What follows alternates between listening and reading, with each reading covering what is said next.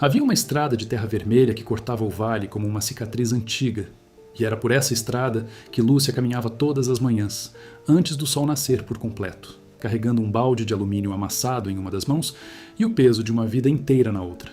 Ninguém olhava para ela. Os vizinhos tinham parado de olhar fazia anos, desde que a notícia se espalhou pelas porteiras e pelos terreiros como fogo seco em capim. Lúcia não podia ter filhos. E numa terra onde mulher valia pelo que carregava no ventre, aquilo era o mesmo que não existir. Ela morava numa casinha de alvenaria inacabada nos fundos do sítio da mãe, um cômodo sem reboco onde o vento entrava pelas frestas do telhado e as noites eram longas demais para quem dormia sozinha. Tinha 34 anos, mãos calejadas, pele queimada de sol e um jeito silencioso de se mover pelo mundo que fazia as pessoas esquecerem que ela estava ali. E talvez fosse isso o que mais doía, não o abandono, não a rejeição, mas o esquecimento. Ser apagada aos poucos, como uma palavra escrita a lápis que o tempo vai sumindo. O primeiro noivo apareceu quando ela tinha 19 anos. Renato era filho de um pecuarista do município vizinho, rapaz bonito, de sorriso fácil e promessa na ponta da língua. Disse que ia construir uma casa, que ia dar a ela uma vida diferente, que ia amá-la até ficar velho. Lúcia acreditou. Acreditou com o corpo inteiro, com o coração aberto como porteira sem tranca. Casaram numa cerimônia pequena, na varanda da igreja, com flores do campo e um bolo feito pela mãe dela. E durante 2 anos, Lúcia foi feliz. Não uma felicidade barulhenta, mas aquela que vem quando a gente finalmente acha que pertence a algum lugar. O problema começou no 3º ano. A barriga não vinha. As vizinhas perguntavam com aquele sorriso de canto de boca, e Renato começou a mudar. Primeiro foram os silêncios, depois os olhares de impaciência, depois as frases soltas que cortavam mais que faca. Minha mãe já tinha 3 filhos com a sua idade. Será que você está fazendo alguma coisa errada? Toda mulher dá conta, Lúcia. Toda mulher. Ela foi a benzedeiras, tomou chás amargos que embrulhavam o estômago, rezou novenas ajoelhada no chão frio, fez promessa para santo que nem conhecia de nome. E quando nada funcionou, Renato a levou ao médico da cidade. O consultório tinha paredes descascadas e cheiro de álcool, e o médico falou com aquela voz neutra de quem entrega notícia ruim todo dia. Havia uma condição, algo no útero de Lúcia que tornava a gravidez quase impossível. Quase. Mas quase, para Renato, era o mesmo que nunca. Ele não foi embora de uma vez, foi saindo aos poucos como água que escorre por rachadura. Passou a dormir na rede da varanda, depois a passar as noites fora. E numa manhã de junho, fria como só junho sabe ser no interior de Minas, Lúcia acordou e encontrou o armário vazio. Renato tinha levado as roupas, o rádio, o retrato do casamento e a única coisa que ela não sabia que ainda podia perder: a esperança de ser escolhida. A mãe dela, Dona Carmen, recebeu Lúcia de volta sem fazer pergunta.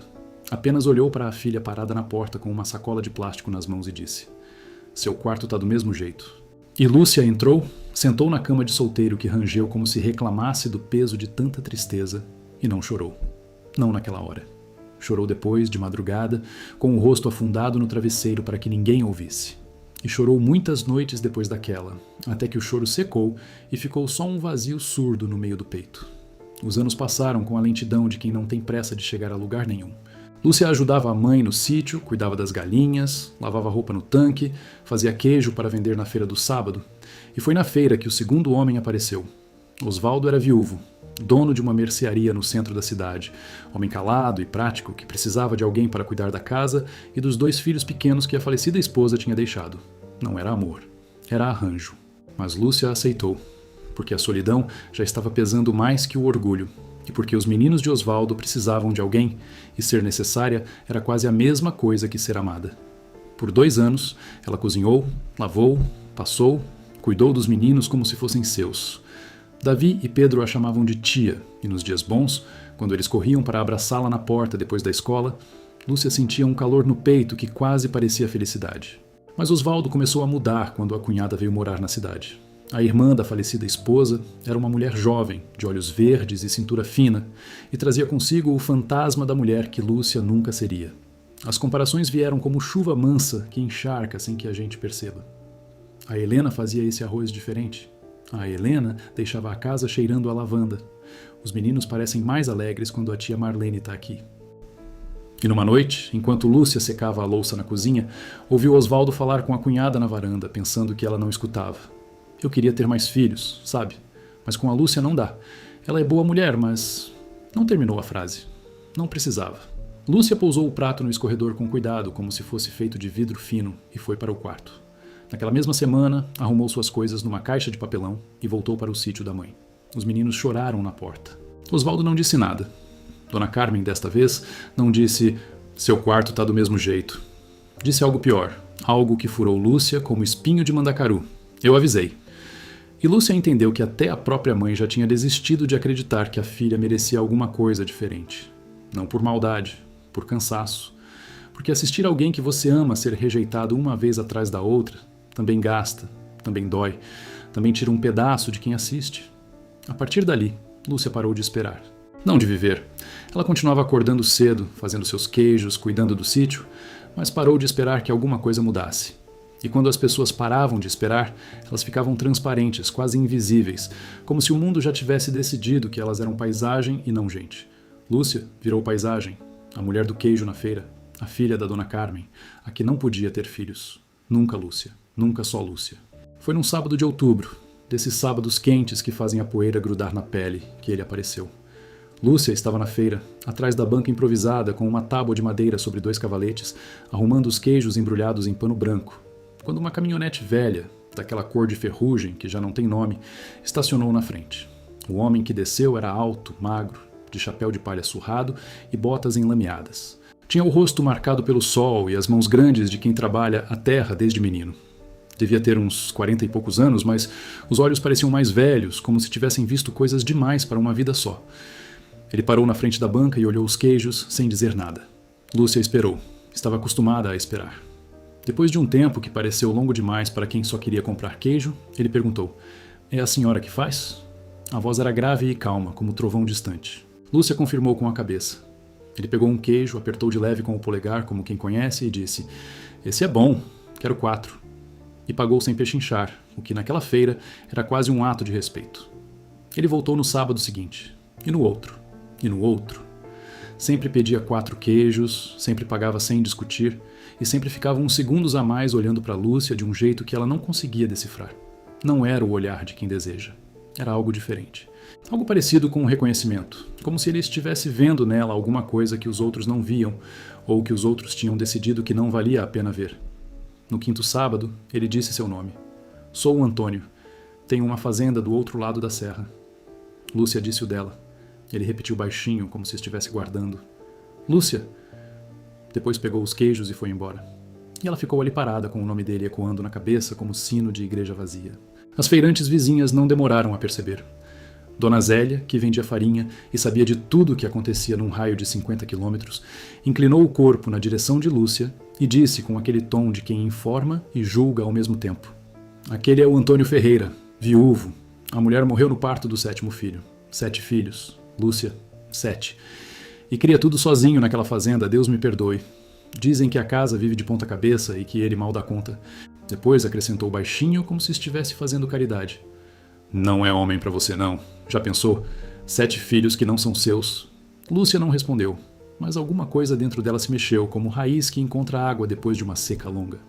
Não era atração, não era interesse.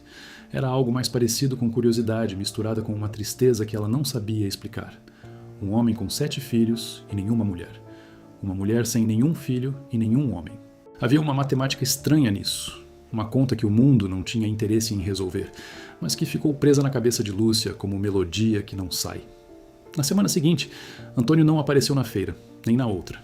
Lúcia percebeu que olhava para a rua com mais frequência procurando a caminhonete cor de ferrugem sem querer admitir que procurava. E quando ele finalmente apareceu, no 3º sábado, tinha olheiras fundas e um corte na mão direita coberto com um esparadrapo sujo. Parecia cansado de um cansaço que não era só do corpo. Pediu os queijos de sempre, mas na hora de pagar, as mãos tremiam. Uma moeda caiu no chão e rolou para debaixo da banca. Lúcia se abaixou para pegar, e quando levantou, os olhos dos dois se encontraram de perto, e ela viu alguma coisa que conhecia bem. O olhar de quem está aguentando sozinho mais do que consegue carregar. Devolveu a moeda em silêncio. Ele agradeceu sem sorrir e virou as costas, mas deu 3 passos e parou. Ficou parado ali, de costas para ela, com o chapéu na mão, como se estivesse travando uma batalha interna. Depois se virou e disse, com uma voz que era quase um sussurro: "A senhora cozinha bem, dona Lúcia?" Ela disse que sim. Ele assentiu devagar, como se confirmasse algo para si mesmo, e foi embora. A pergunta ficou pendurada no ar como roupa no varal. Lúcia pensou nela a semana inteira. Pensou enquanto fazia queijo, enquanto varria o terreiro, enquanto olhava o céu escurecer da janela do cômodo sem reboco. E sentiu uma coisa estranha, uma coisa que não sentia havia anos. Antecipação. A expectativa morna de quem espera o próximo capítulo de algo que ainda não sabe o que é. No sábado seguinte, Antônio chegou mais cedo. A feira ainda estava se armando e Lúcia estava sozinha atrás da banca, amarrando o pano branco nos queijos. Ele estacionou a caminhonete, desceu, tirou o chapéu e ficou na frente dela com uma seriedade que parecia vir dos ossos. Não pediu queijo. Em vez disso, disse: Dona Lúcia, eu vou ser direto porque não sei ser de outro jeito. Eu tenho 7 filhos. O mais velho tem 14 e o caçula tem 3. A mãe deles morreu e eu tô criando sozinho. Não tô dando conta. Não é que eu não ame meus filhos, porque eu amo mais que qualquer coisa nesse mundo. Mas eu sou um homem sozinho numa fazenda e eles precisam de mais do que eu consigo dar. Precisam de uma mulher na casa. Não de qualquer mulher. De uma mulher que tenha coração. E toda vez que eu venho aqui, toda vez que eu olho para a senhora, eu vejo uma mulher que tem coração. Lúcia ficou parada. O mundo ao redor continuou se movendo, as barracas sendo montadas, os caminhões descarregando, os cachorros vadios farejando o chão. Mas ela ficou parada, como se o tempo tivesse tropeçado e caído ali na frente dela. Não sabia o que dizer. Ninguém nunca tinha falado com ela daquele jeito. Não com flores, não com promessas, não com palavras bonitas de quem quer conquistar. Com verdade. Verdade crua, sem enfeite. Verdade de homem que não tem tempo de mentir, porque tem 7 bocas para alimentar. Ele continuou, porque o silêncio dela podia significar muitas coisas e ele precisava dizer tudo antes que a coragem acabasse. Eu sei o que falam da senhora. Eu sei que dizem que a senhora não pode ter filhos. As pessoas falam como se isso diminuísse a senhora, mas eu tenho 7 filhos e nenhuma mulher, e a senhora não tem nenhum filho e nenhum homem, e me parece que a gente tem exatamente o que o outro precisa. Mas... Fez uma pausa, colocou o chapéu de volta na cabeça e acrescentou com uma voz que tremeu pela primeira vez. Eu não tô pedindo amor, tô pedindo ajuda, mas se o amor vier eu aceito, porque eu já tô cansado de fingir que dá pra viver sem. Lúcia sentiu os olhos arderem, mas não chorou. Tinha aprendido a engolir o choro como quem engole espinho. Disse apenas: o senhor nem me conhece. E ele respondeu: conheço o queijo que a senhora faz. Quem faz um queijo desses com tanto cuidado cuida de tudo assim. Era a coisa mais simples e mais bonita que alguém já tinha dito para ela. Não um elogio à beleza, não uma promessa de futuro. Um elogio ao cuidado, ao jeito como ela fazia as coisas, ao que ela era quando ninguém estava olhando. Ela pediu um tempo, ele disse que esperava o tempo que fosse. E foi embora com os 4 queijos debaixo do braço. E Lúcia ficou ali, vendo a caminhonete sumir na poeira da estrada, com o coração batendo de um jeito que ela não reconhecia, como se fosse um coração emprestado, novo demais para o peito velho que o carregava. Dona Carmen, quando soube, reagiu como Lúcia esperava. 7 filhos, Lúcia? 7 filhos que não são teus? Você vai ser empregada, não esposa. Vai lavar, cozinhar, passar e ainda por cima cuidar de filho dos outros. É isso que você quer? Lúcia ouviu calada. Sabia que a mãe falava por amor, por medo de ver a filha machucada de novo. Mas sabia também que Dona Carmen falava de um mundo que ela conhecia, onde mulher sem filho era meio mulher e mulher com filho dos outros era menos ainda. E Lúcia estava cansada desse mundo, cansada de viver pelas regras de quem nunca tinha sentido o que ela sentia. Demorou 3 semanas. 3 semanas em que Lúcia acordava de madrugada e ficava olhando o teto, pensando nos 7 rostos que não conhecia, nas 7 vidas que podiam ser suas se ela tivesse coragem. E coragem, ela descobriu, não era a ausência do medo. Era o medo inteiro, de pé, caminhando na direção do que pode dar errado, porque ficar parada já tinha dado errado todas as vezes. No 4º sábado, ela disse sim, não com festa, não com abraço. Disse sim, olhando nos olhos de Antônio como quem assina um pacto silencioso, um acordo entre 2 pessoas que sabem que a vida já tirou demais e que agora é hora de construir com o que sobrou. Antônio a levou para a fazenda numa terça-feira de manhã. A caminhonete balançava na estrada de terra e Lúcia ia calada no banco do passageiro, com uma mala pequena entre os pés e o coração apertado. Quando a fazenda apareceu depois de uma curva, ela entendeu por que ele precisava de ajuda. A casa era grande, de varanda larga e telhas velhas, mas tinha um ar de abandono que não vinha da pobreza, e sim da falta de mãos. O jardim estava tomado de mato. A varanda tinha brinquedos espalhados como destroços de uma infância que ninguém organizava. Uma galinha ciscava na sala. Roupas secavam num arame improvisado entre 2 árvores, penduradas de qualquer jeito, camisas misturadas com toalhas, meias sem par. Os filhos apareceram um por um, como se estivessem se revelando aos poucos para não assustá-la. O mais velho, Jonas, de 14 anos, encostou no batente da porta com os braços cruzados e um olhar que dizia claramente: mais uma que não vai ficar. Depois veio a Beatriz, de 12, com uma trança mal feita e olhos desconfiados. Depois os gêmeos, Lucas e Mateus, de 10, que se esconderam atrás de uma pilastra e ficaram espiando. Depois a Isabela, de 7, que era a única que sorriu, um sorriso tímido e cheio de dentes que faltavam. Depois o Miguel, de 5, agarrado na perna do pai com os olhos enormes de quem não entende o que está acontecendo. E por último, no colo de uma vizinha que estava ajudando naquele dia, o caçula. Samuel, de 3 anos, adormecido com o rosto encostado no ombro da mulher, alheio a tudo. Lúcia olhou para aquele cenário e sentiu uma coisa que não esperava. Não sentiu pena, não sentiu medo. Sentiu reconhecimento. Aquela casa bagunçada, aquelas crianças desconfiadas, aquele homem com olheiras de quem não dorme direito há 3 anos, tudo aquilo era a versão concreta do vazio que ela carregava por dentro. E pela primeira vez, o vazio tinha forma, tinha rosto, tinha nome. Tinha 7 nomes. Os primeiros dias foram difíceis de um jeito que ela não tinha imaginado. Não pelo trabalho. Lúcia sabia trabalhar. Tinha feito isso a vida inteira. Mas pela resistência. Jonas não falava com ela. Saía cedo para a escola e voltava tarde, evitando ficar no mesmo cômodo. Beatriz a olhava com uma hostilidade silenciosa que era quase pior que palavras. Os gêmeos testavam seus limites, fazendo bagunça de propósito para ver se ela gritava, se batia, se ia embora. E Lúcia não gritava, não batia, não ia embora. Apenas arrumava o que eles desafiavam, cozinhava o que eles não pediam e ficava ali, presente, constante como água de rio que não para de correr mesmo quando a terra é seca. A primeira semana, ela limpou a casa inteira.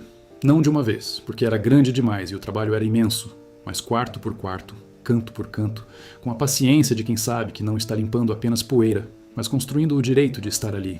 Lavou todas as roupas, separou por dono, dobrou com cuidado, costurou meias rasgadas, desentupiu a pia da cozinha. Tirou a galinha da sala, plantou mudas de hortelã na varanda. Antônio observava de longe, sem interferir. Ele sabia que aquilo era um processo como domar animal novo. Não adianta forçar, tem que deixar o bicho sentir que o lugar é seguro. E Lúcia era o bicho novo ali, por mais que fosse ela quem estivesse cuidando de todos.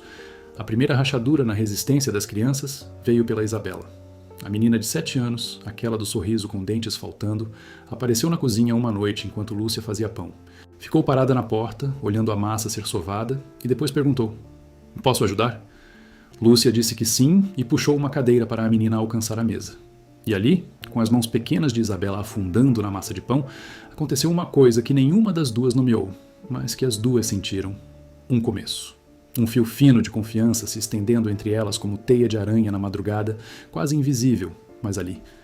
A partir daquela noite, Isabela passou a seguir Lúcia pela casa como sombra. Sentava ao lado dela enquanto costurava. Ajudava a recolher os ovos. E num dia, sem aviso, sem contexto, enquanto as duas estendiam roupa no varal, a menina disse: "Minha mãe tinha o cabelo parecido com o seu." Lúcia sentiu o peito apertar, mas não disse nada. Apenas continuou estendendo a roupa e depois, quando Isabela não estava olhando, passou a mão nos olhos. Miguel foi o segundo a ceder. O menino de 5 anos que se agarrava na perna do pai começou a se agarrar na perna de Lúcia. No começo, ela achou que era só porque ela estava mais perto, mas depois percebeu que ele a procurava. Quando acordava de madrugada com medo de trovoada, não ia para o quarto do pai. Ia para a cozinha, onde Lúcia já estava de pé preparando o café, e ficava ali sentado no chão, em silêncio, só porque ela estava perto. E perto, para um menino de 5 anos que perdeu a mãe, era tudo. Os gêmeos pararam de testar quando Lúcia fez bolo de fubá. Não foi um bolo especial, não tinha ingrediente secreto. Mas era o bolo que a mãe deles fazia, aquele bolo que faz o cheiro invadir a casa inteira e transformar qualquer lugar em lar. Lúcia não sabia disso. Tinha feito porque tinha fubá e achava que menino gosta de bolo. Mas quando Lucas e Mateus entraram na cozinha e sentiram o cheiro, pararam no meio do passo como se tivessem esbarrado numa parede invisível. Ficaram parados, com os olhos arregalados, e Lucas disse baixinho para o irmão: "É o cheiro da mãe." Mateus não respondeu. Saiu da cozinha correndo e foi chorar no quintal. E quando Lúcia foi atrás dele e se sentou ao lado sem dizer nada, sem perguntar nada, apenas ficou ali sentada na terra enquanto o menino chorava. Mateus encostou a cabeça no ombro dela e ficou assim até o choro passar. Beatriz demorou mais. A menina de 12 anos carregava uma raiva que Lúcia reconhecia, porque era a mesma raiva que ela própria tinha sentido tantas vezes. A raiva de quem foi deixado, de quem teve algo arrancado e não sabe em quem botar a culpa. Beatriz culpava o pai por ter trazido outra mulher, Culpava Lúcia por não ser a mãe, culpava a mãe por ter morrido e culpava a si mesma por não saber parar de culpar. Um dia Lúcia encontrou Beatriz no banheiro tentando trançar o próprio cabelo e falhando. As mãos da menina tremiam de frustração e os olhos estavam vermelhos. Lúcia ficou na porta e disse apenas: "Posso?" Beatriz não respondeu, mas também não disse não. E Lúcia entrou, pegou o pente e começou a trançar o cabelo da menina devagar, com um cuidado que era quase oração. Trançou em silêncio e, quando terminou, Beatriz se olhou no espelho e ficou ali parada, olhando a própria imagem com a trança perfeita, e disse com uma voz tão pequena que quase não existiu: "Minha mãe fazia assim." Lúcia respondeu: "Eu sei." Não sabia, mas sabia que toda mãe faz assim, com aquele mesmo cuidado, com aquela mesma lentidão que não é lentidão, é amor tomando a forma de gesto. Jonas foi o último. O mais velho, o que carregava nos ombros o peso de ser quase homem numa casa sem mulher. Jonas que acordava de madrugada para esquentar leite para o caçula. Jonas que tentava ajudar o pai nas contas da fazenda. Jonas que não chorava porque tinha decidido que chorar era luxo de quem tem alguém para consolar. Ele resistiu durante semanas. Entrava e saía da casa como fantasma, educado mas distante, cumprimentando Lúcia com um "bom dia", que era mais parede que porta. A mudança veio numa noite de chuva, uma chuva forte daquelas que parecem querer derrubar o mundo.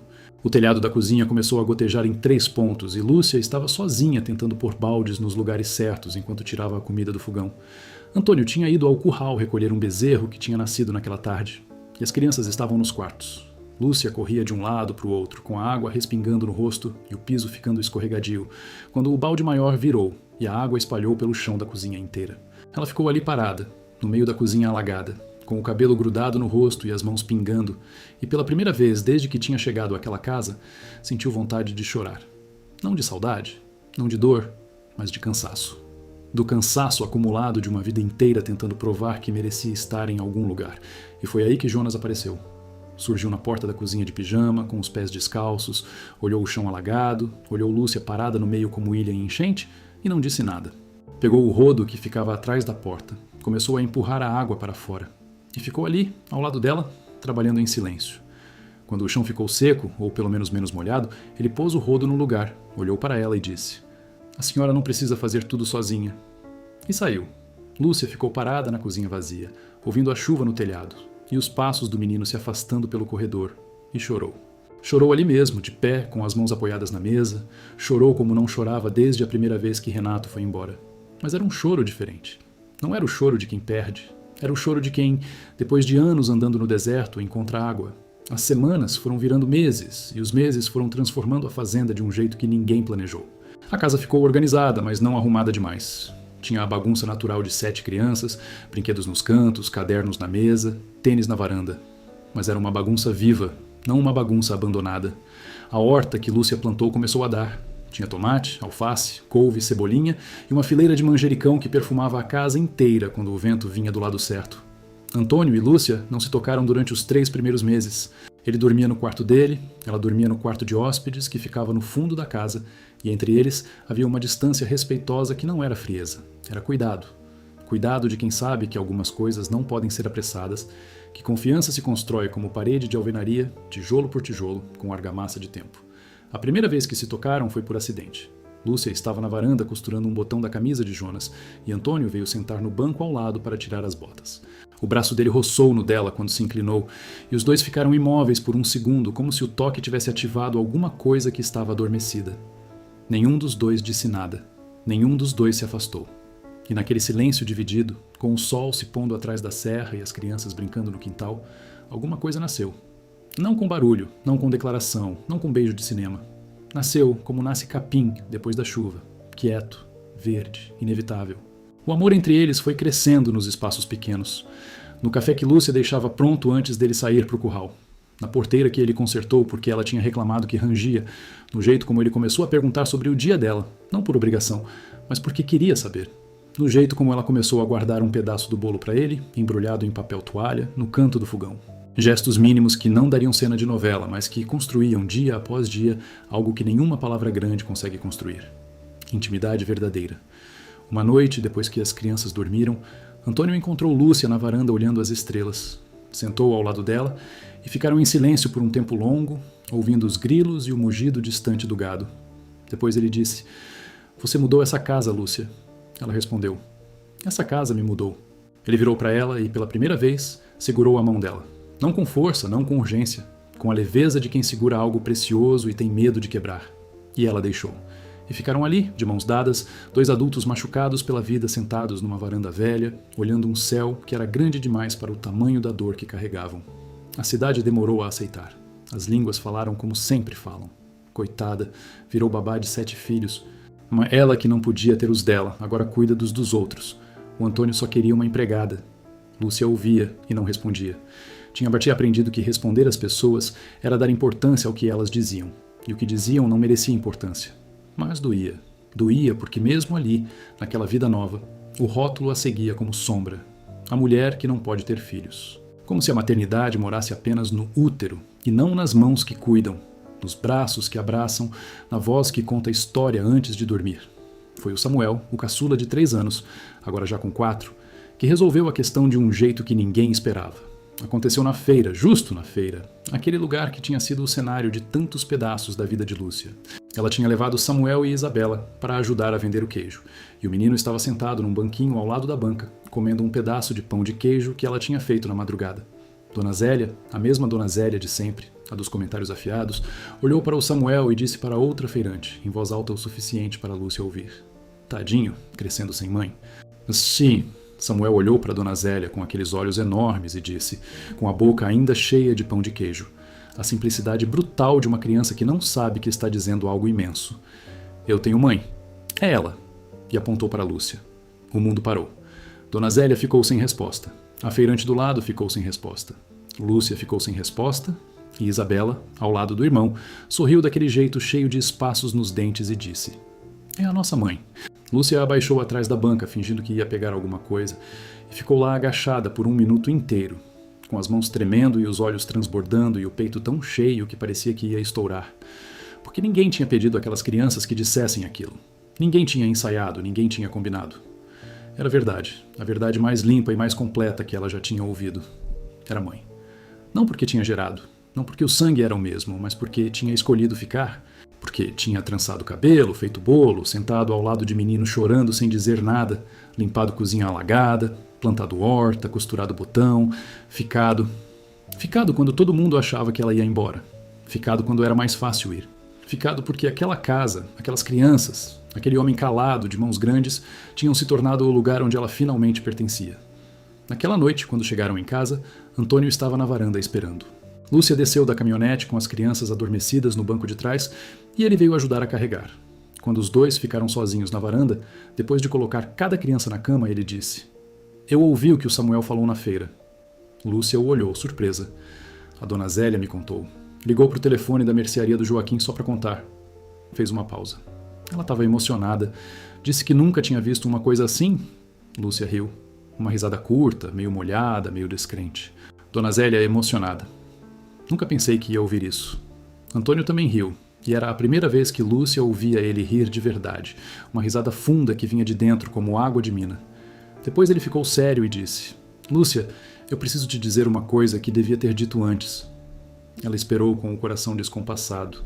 Quando eu fui te procurar na feira, não foi só porque precisava de ajuda, eu podia ter contratado alguém, eu fui porque... Ele parou, procurando as palavras como quem procura a ferramenta no escuro. Porque da primeira vez que eu te vi atrás daquela banca com aqueles queijos arrumados com tanto capricho, eu pensei, essa mulher cuida das coisas como se cada coisa importasse. E eu queria alguém que olhasse para os meus filhos desse jeito, que olhasse para mim desse jeito. Engoliu em seco. E eu sei que eu disse que não estava pedindo amor, mas era mentira, eu estava, só não tinha coragem de pedir. Lúcia se aproximou dele devagar, como quem se aproxima de algo que pode desaparecer se andar rápido demais. Encostou a cabeça no ombro dele, e ele pôs o braço em volta dela, e ficaram ali na varanda escura ouvindo os grilos e a respiração das crianças dormindo pelos quartos, 2 corpos cansados e inteiros encostados um no outro como paredes que se sustentam. Casaram 3 meses depois, numa cerimônia na varanda da fazenda com as crianças em volta, os vizinhos que quiseram ir e os que foram por curiosidade, e Dona Carmen sentada na cadeira de plástico na primeira fila, enxugando os olhos com um lenço que já estava ensopado antes da cerimônia começar. Quando o padre perguntou se Lúcia aceitava, ela olhou para os 7 rostos ao redor. Jonas com o terno apertado, Beatriz com a trança perfeita, Os gêmeos com os sapatos trocados, Isabela segurando um buquê de flores do campo, Miguel agarrado na perna de Antônio, Samuel no colo da dona Carmen, e disse sim, com uma voz tão firme que pareceu que estava dizendo sim, não só para aquele homem, mas para toda a vida que vinha depois. E a vida veio. Veio com suas manhãs de café apressado e cadernos esquecidos e brigas de irmão e joelhos ralados, e noites de febre e tardes de dever de casa, e domingos de almoço longo na varanda com a mesa cheia. Veio com Jonas terminando a escola e dizendo que queria ser veterinário porque queria cuidar dos animais como a Lúcia cuidava das pessoas. Veio com Beatriz aprendendo a fazer queijo e vendendo na feira ao lado de Lúcia, as duas juntas atrás da banca. A menina que um dia a odiou agora rindo com ela das fofocas de Dona Zélia. Veio com os gêmeos crescendo espigados e barulhentos e levando Lúcia ao desespero com as travessuras, mas correndo para abraçá-la quando ela fingia que ia embora. Veio com Isabela, que nunca mais desfez a trança. Veio com Samuel, que cresceu sem saber que Lúcia não era sua mãe de sangue. E quando soube, aos 8 anos, porque um colega da escola disse com maldade, voltou para casa, sentou no colo dela mesmo já sendo grande demais para sentar no colo de alguém e disse: "Você é minha mãe. Não importa o que os outros dizem." E Lúcia sentiu naquele momento que tudo, as rejeições, os abandonos, as noites chorando com o rosto no travesseiro, os anos de invisibilidade, a dor de ser chamada de menos, de incompleta, de insuficiente, tudo tinha sido o caminho. O caminho comprido e torto e cheio de pedras que a trouxe até aquela varanda, até aquela fazenda, até aqueles braços pequenos em volta do pescoço e aquela voz dizendo o que ela sempre quis ouvir. Numa tarde de domingo, muitos anos depois, Lúcia estava na varanda debulhando milho quando viu Antônio vindo do pasto. Ele andava mais devagar agora, com os joelhos reclamando e o cabelo branco debaixo do chapéu, mas ainda tinha daquele jeito firme de pisar, como se cada passo fosse uma decisão. Sentou ao lado dela, pegou uma espiga e ficou ajudando em silêncio. Depois de um tempo disse: "Lúcia." Ela olhou. "Obrigado." Ela sorriu. "Pelo quê?" Ele olhou para a casa, para o quintal onde os netos corriam atrás de galinha, para a horta que ela tinha transformado em jardim, para a varanda cheia de sapatos de todos os tamanhos e disse: "Por ter ficado." E Lúcia olhou para tudo aquilo, para a vida que tinha crescido em volta dela como mato verde depois da chuva, e entendeu que não tinha ficado por heroísmo, nem por sacrifício, nem por falta de opção. Tinha ficado porque aquele era o lugar dela, o lugar que ela passou a vida inteira procurando sem saber, o lugar que não era feito de paredes e telhas, mas de gente que a via, que a chamava pelo nome, que a escolhia todo dia de novo. E ali, naquela varanda, com o sol caindo atrás da serra e o barulho dos netos misturado com o canto dos passarinhos, Lúcia soube com a certeza quieta de quem sabe, que não tinha sido rejeitada pela vida, tinha sido redirecionada. E o caminho novo, aquele que parecia impossível, era o único que a levava para casa.